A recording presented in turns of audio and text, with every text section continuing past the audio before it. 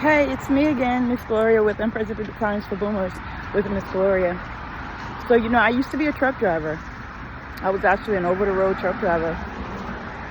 When I turned about 40, 41, I realized that I had hit the glass ceiling with corporate America. I had gotten to a certain salary, and they decided that they weren't going to give me any more. They'd give me a lot of responsibilities, but they were not going to give me a title or any more money for the work that I was doing. And so at that time I had just gotten married, and I said, I don't want to do this anymore. Also, I didn't like the way I was being treated because it seemed as if they were hiring younger people who were, winding up being my bosses, and they were not talking to me respectfully. And it was just it was obviously time for me to go. So I decided to go to truck driving school. I was actually living in North Carolina at the time, and the interesting thing is, one would say, how could you go from being in an office, box closed up all day long, in that routine for over 20 years, and then driving a truck? Well, what happened is we used to get this newspaper, like a penny saver, and I was looking for some work to do, and all it had in it was truck driving. And I told Jimmy, my late husband, I said, Jimmy, this newspaper just has truck driver. That's all I see. It just kind of piqued my interest, and I can't believe I actually did it. But I went to the truck driving school, and I inquired, and they actually paid for everything. It was over $3,000. So what it was 2 weeks of training on the yard, 1 week on the yard and 1 week in the classroom. And that's one of the best trainings I ever got, the classroom training. They taught you how to eat. They taught you about how your body digests food and how, moving around, not sitting too long. It was very fascinating.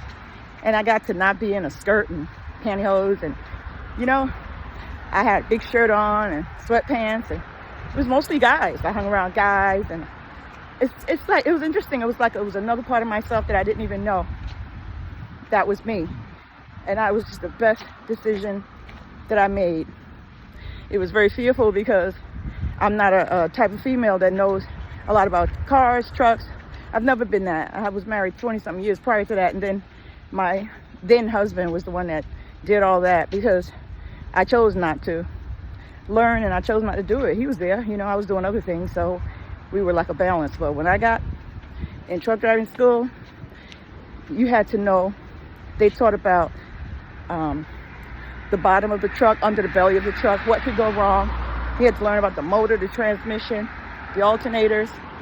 And it wasn't because you had to fix it, but being a truck driver, you have to know that not when you break down, but not if you break down, but when you break down, what to be able to tell the mechanic when you call, so they'll know what to bring and how to come and rescue you. So unbelievable. I can't believe I learned that. I didn't even, you'd be shocked to find out what you're capable of doing if you put your mind to it. So I became a truck driver. Long story short, too late. So I went over the road. First you go over the road with a trainer, but I'm skipping ahead. First, we had this wonderful trainer. He was like Mr. Charlie. He was an old African-American man, and he carried a stick, and he would train you, and if you did something wrong, he would tap you on your hand with the stick and shout at you. My hardest thing in the beginning was learning how to stop the truck from rolling backwards. I couldn't stop the truck because remember, I'm talking about remember. Well, let me just tell you, trucks are not 4 gears or 5 gears. Trucks are up to 12 gears sometimes. So you have to put it in second gear. Then put your feet down, left foot, right foot, driving at the same time, put it in third, fourth gear, sixth gear. So, oh my God, I can't believe I learned how to do that. I still have my CDL. And if I wanted to, worst came to worst, and the end of the world came, and I didn't know what to do or how to get anywhere, I got my CDL, and I could jump in the truck with me and my girl, and we could have truck life. A lot of people got van life, but you'd be amazed and fascinated at truck life, because we had a little baby at the time. Me and Jimmy put her in the back, wrap her in the net back there, and the back is like a little apartment, a little New York studio apartment. You got your microwave, you got your twin bed, I should say your bunk bed, you got everything you need to be out there. It's amazing to know how we can live on a whole lot less. And anyway, that's part one of my truck driving story. got so much adventure out there. When I was a truck driver, I wasn't a woman, I wasn't a man, I wasn't old, and I wasn't young. I was a truck driver. And that community out there, they look out for you no matter what's happening. And it was just fascinating because I was little. I was only like 125, 130 pounds at the time. Right now, I'm not that much bigger, but I'm not teeny like that anymore. So, and it didn't matter.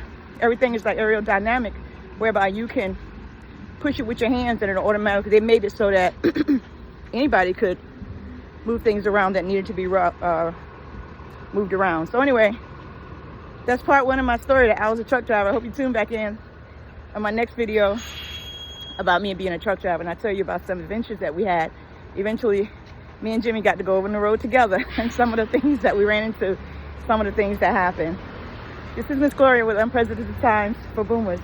This is Miss Gloria on a beautiful, beautiful, beautiful God-given Saturday.